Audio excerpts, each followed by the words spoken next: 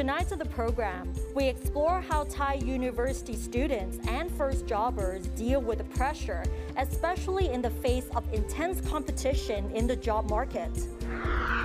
We speak with a higher education expert on what is being done to help increase skilled employment and how an educational institution is addressing a labor shortage in aircraft maintenance and engineering.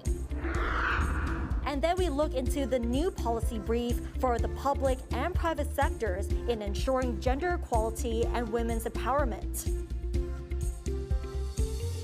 Swadika, I'm Nabunag and welcome to This Week with Thai PBS World. Education reform has been one of the issues that the government has promised to fix, but it looks like there is not much progress and many more people are becoming affected by this issue, especially with the new graduates.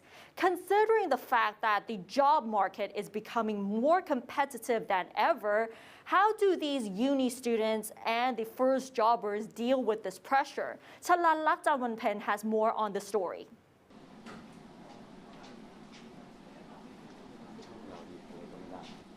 Graduation is a major milestone in many people's lives. They say it is time when you finish school and get a good job and become an adult. Reality, it turns out, is more complex. I'm quite anxious when I'm looking for a job.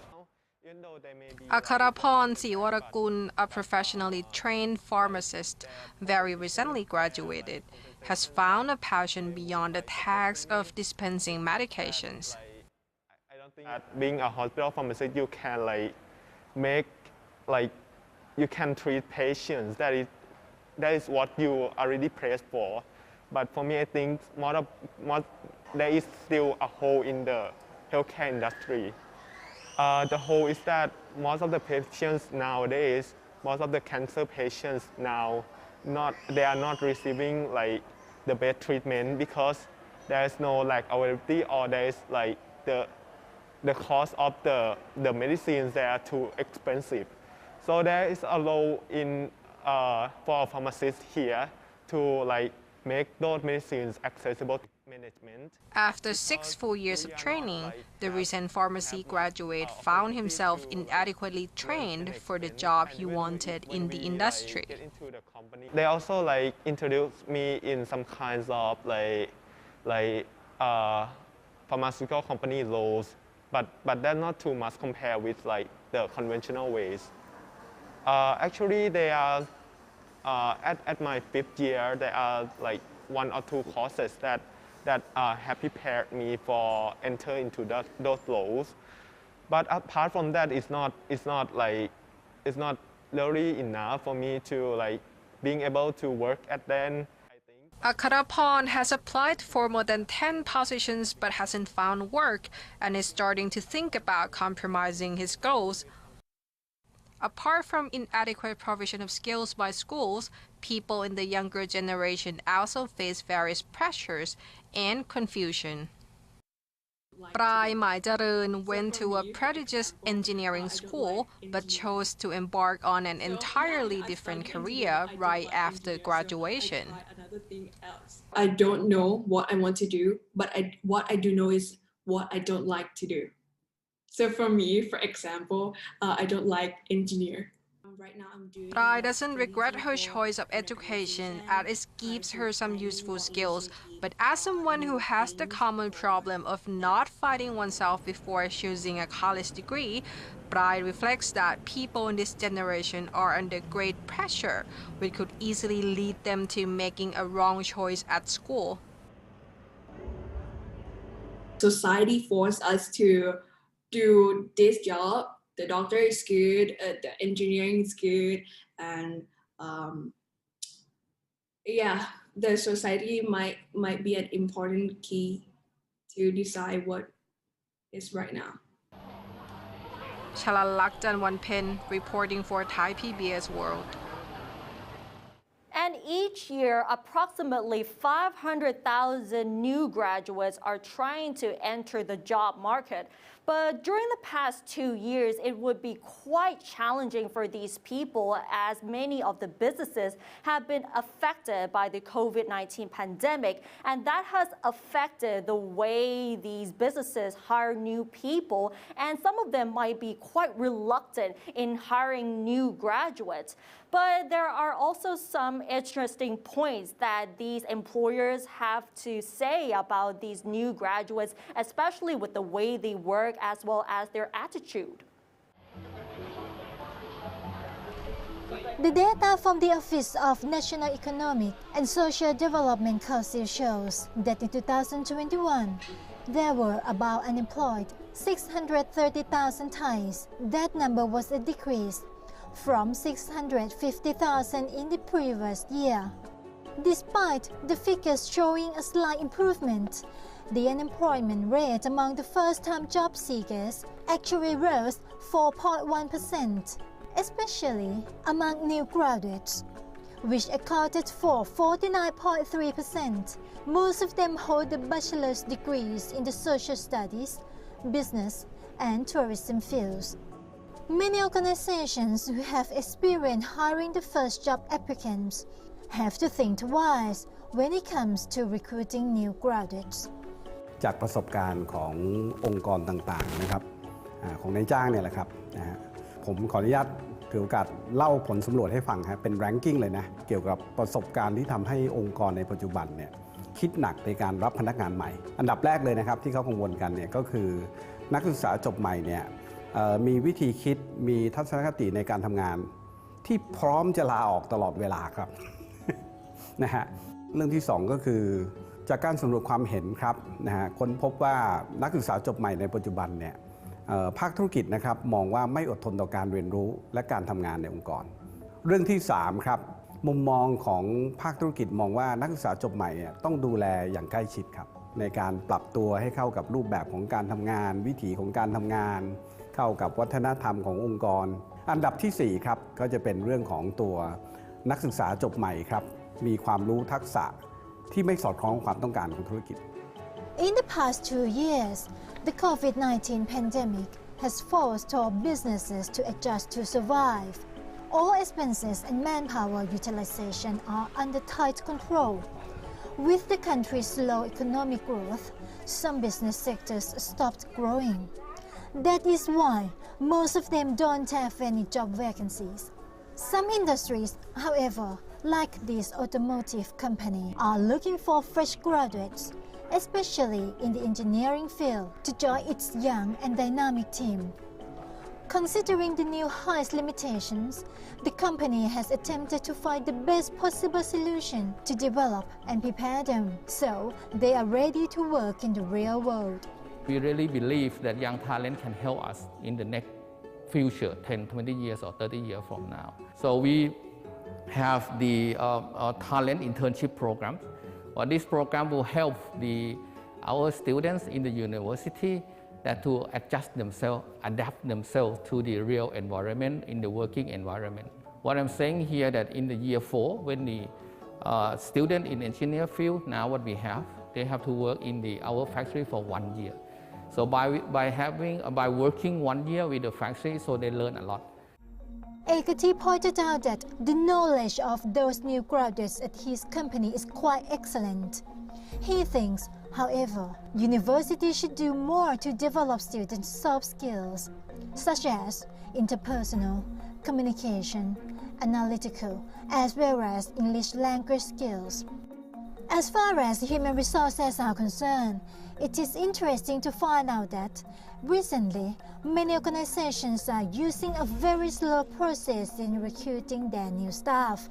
เพราะว่าองค์กรใช้คนน้อยลงครับการที่คนจะเข้ามาอยู่ในองค์กรเนี่ยจะต้องเป็นคนที่เป็น talent จริงๆเป็นคนเก่งที่มีความสามารถสูงและความเก่งเนี่ยมันคงไม่ใช่เป็นแค่ความรู้ทักษะอย่างเดียวนะครับผู้ประกอบการเนี่ยให้ความสำคัญกับเรื่องวิธีคิดเรื่องการอดทนนะฮะการเจอความยากลำบากในการทำงานนะฮะแล้วแน่นอนฮะในชีวิตของการทำงานมันทุกองค์กรจะมีปัญหาท้าทายหมดแหละ ถ้าคนไม่มี mindset ของ resilient ของวิธีคิดที่แบบล้มแล้วเรียนรู้นะฮะ fail fast และเรียนรู้จากมันเนี่ยนะครับตัวนี้ก็จะเป็น obstacle เป็นอุปสรรคใหญ่ครับในการที่จะทำให้คนรุ่นใหม่ๆที่เข้าสู่ตลาดแรงงาน And to shed more light as to whether Thai education actually meets the job market's needs, Thai Deshikit Tiranan talked to the vice president of a state agency that is working on higher education.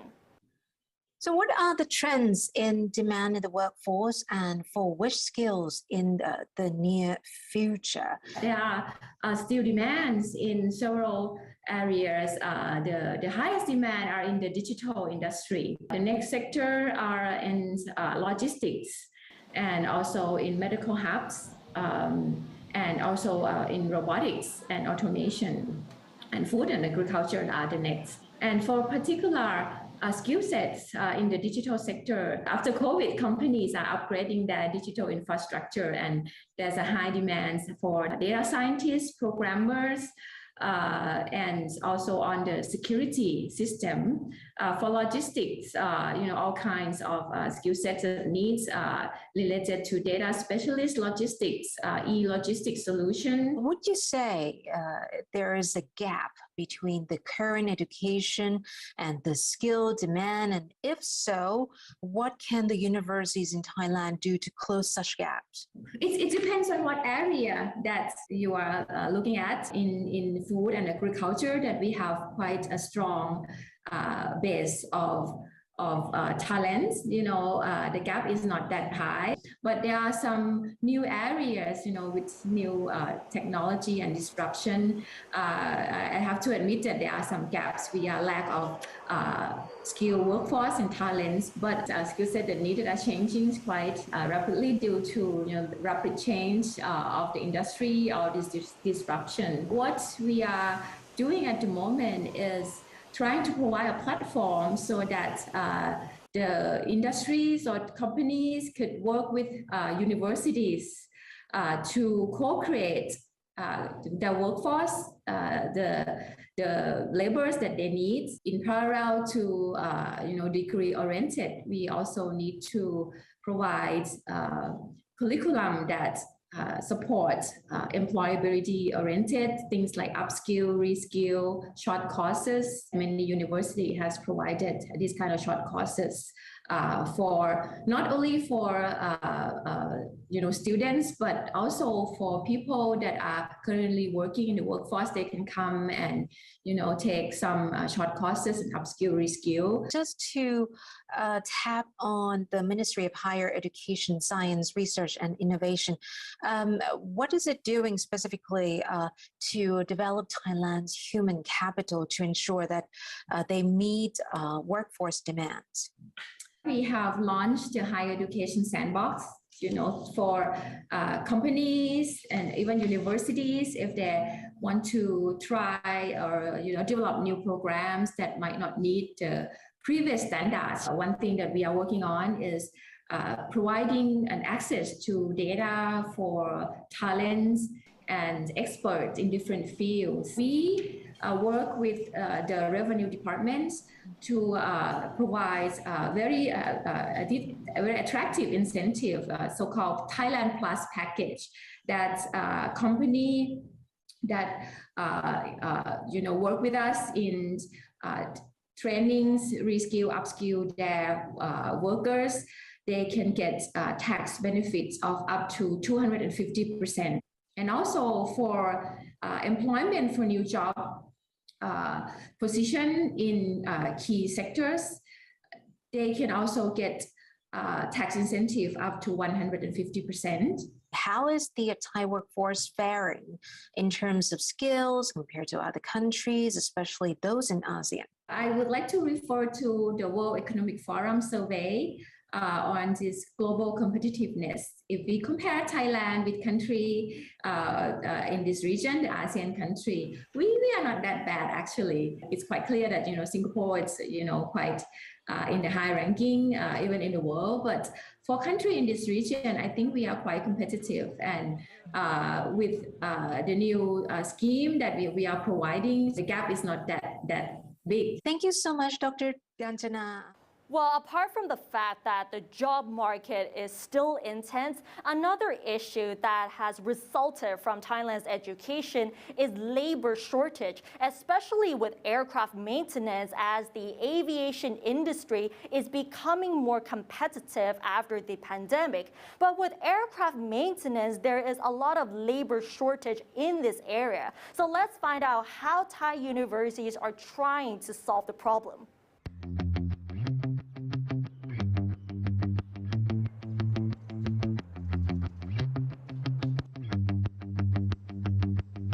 Thailand has always claimed to be becoming the aviation hub of the region.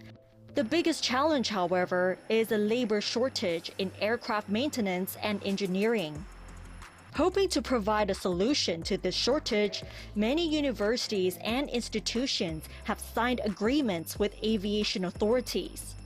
This includes the International Academy of Aviation Industry at King Mongkut's Institute of Technology Lat Krabang, or KMITL, which has been working with Airbus in its courses on aircraft maintenance, engineering, and pilot training. So the aviation industry around the Utapao Airport is now under the development. So within 3 years, we will have the aviation industry park similar to the Singapore. But last 2 years, when the investor from foreigner, like from Japan or from France, they came here and we have time to discuss. The first question they ask us about, do we have enough manpower, especially the skilled engineer? At the time, in Thailand, we don't have that kind of the person who can work in the aircraft maintenance. Even we have the license for the basic aircraft.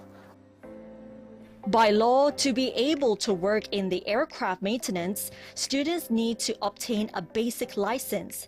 In reality, however, the dean of the International Academy of Aviation Industry said that airlines care much more about hands-on experience and competence. If they want to be the aircraft engineer, they should attend at least 2 years in the approved organization training to get the basic license. But for the airline, they don't care so much about the basic license because they care about the experience. They care about competency. For one aircraft, they need at least 6 engineers to maintenance, to taking care. That means more than 120,000 aircraft engineers within 10 years. We have Airbus more than 100 fleet in Thailand, so we need more than 600 engineers to take care of the Airbus. Students here will study basic theory for the first 2 years before focusing on practical training during their 3rd and 4th years. My reason behind joining this class is due to the educational background that this class provides, since it provides not only educational for commercial pilot, but also for engineering sides as well. And this, I believe, is essential in becoming a pilot in the future. I think that we would be, if we compete with others pilot in the industry, we would get that special bonus as we get we can do both engineering and pilot. According to the Kasikor Research Center, the aviation industry in the Asia-Pacific region is becoming increasingly competitive. Therefore, Thailand should focus on increasing and developing the manpower in aircraft maintenance, as it is predicted that more than 269,000 engineers are going to be needed in the next 20 years across the region. Nabunag, Thai PBS World. And now let's have a look at the other stories in our weekly roundup. People arriving in Thailand from today no longer need a negative COVID-19 RT-PCR test certificate issued within 72 hours prior to departure. This relaxation of requirements applies to arrivals by air, land, and sea. All arrivals from abroad are, however, still subject to RT-PCR tests upon arrival. They are also required to take a self-administered rapid antigen test on the 5th day after arrival. The Thai cabinet has rejected two key draft bills proposed by the opposition's Move Forward Party, the Marriage Equality Bill for same-sex marriage and the Progressive Liquor Bill. The decisions, which have dealt a blow to the LGBTQ community and its supporters, as well as those seeking to break Thailand's oligopoly in the production and sale of liquor, followed a parliamentary vote in February to have the cabinet vet them first. But this doesn't mean that the draft bills have been completely rejected, as they can still enter Parliament to be debated and voted on in first readings. Candidates in the first Bangkok gubernatorial election in 9 years to be held on May 22nd turned up in force with their supporters at City Hall 2 on Thursday, which is the first day to register their candidacy and to draw lots for their numbers. 20 of them turned up yesterday alone, and the number of candidates is estimated to be about 25. More than 300 candidates in the election of councillors of Bangkok's 50 districts have also registered. Now that we've talked about education reform and the competitiveness in the job market, now let's talk about gender equality. Although Thailand enjoys a very high percentage of women leaders in the country, there are still many issues that are still holding women back, especially in business. Recently, a new policy brief has been released to ensure gender equality and women empowerment in private and public sectors. For the past decade, Thailand has shown its commitment to improving gender equality and enhancing female leadership in the private sector. Statistically, women hold approximately 32% of senior leadership positions in Thailand, which is higher than the global average of 27% and in the Asia-Pacific region of 26%. Women, however, are still underrepresented in senior management and corporate boardrooms. There's really three main areas that we're looking at here. The first is about accountability. It's about really making sure we measure where women are. So how many women are in the boardroom, how many women are in the workforce, how are women benefiting from businesses. The second is about increasing women's leadership. So it's having more women in the boardroom, more women in leadership positions in business.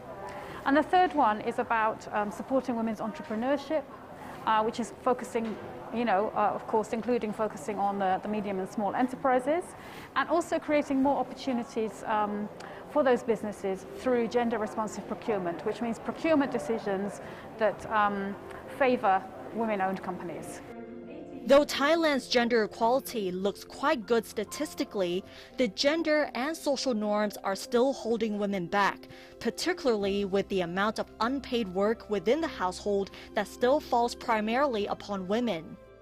At the same time, the fixed perception of what a leader should look like also remains a problem, as it is somewhat believed that leaders should still be men. And we actually know that around this region, women in general are doing 3 times more care work than men. Caring for children, cooking the food, doing the shopping, cleaning, laundry, all of these things are tending to fall more on women. And this is not, certainly not unique to Thailand or to this region. It is a global issue, but it's something that we need to really look at changing. The Deputy Director of Thailand's Office of SME Promotion revealed that currently there's not much official data on female entrepreneurship in the country, which would be essential in analyzing the gender gap in businesses.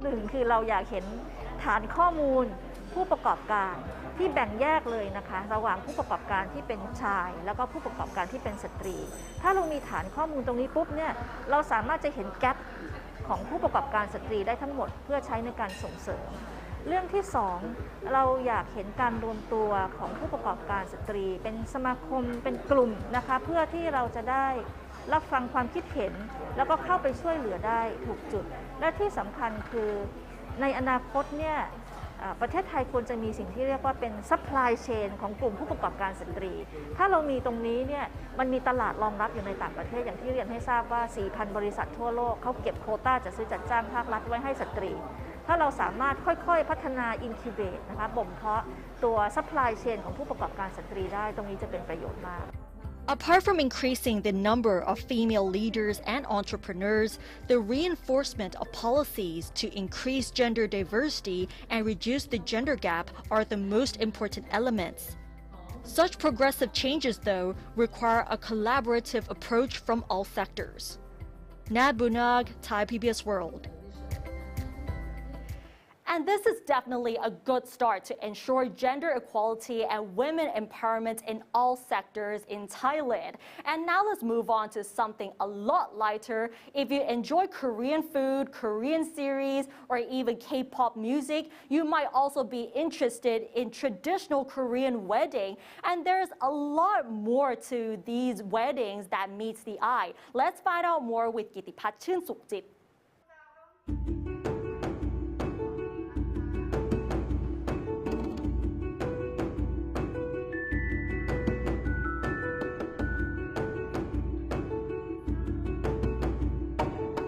Each cultural marriage ceremonial tradition are unique. Many contain hidden or long forgotten, but interesting meanings. They can reveal a lot of that culture. The Korean traditional wedding is no different. Today, we are observing the first traditional Korean marriage ceremony to be held at the Koreatown in Bangkok. So let's go. Shin Yun-sup and Natcha were the first couple selected to have a traditional Korean wedding ceremony at the Koreatown in Bangkok. They are among over 30 other couples who sent in their love stories to the Korean Cultural Center and expressed their desire to have a traditional ceremony in Thailand. Shin Yun-sup and Natcha sent a letter which was over 60 pages long, recalling their love story. It has been a year since the marriage registration and they haven't been able to have the wedding ceremony due to the COVID-19. The director of the Korean Cultural Center, Cho Jae-il, said that they want to support the wedding ceremony for the Korean Thai couple who missed out due to the pandemic and to promote the beauty of the Korean traditional culture and hanbok costumes. Shin Yun-sup and Natcha first met in Korea after they met during a language exchange on an online site. Now, they are teaching Korean together on YouTube. At the beginning of the wedding, the groom enters after the Soljanggu, or a Korean double-headed drum performance and light candles.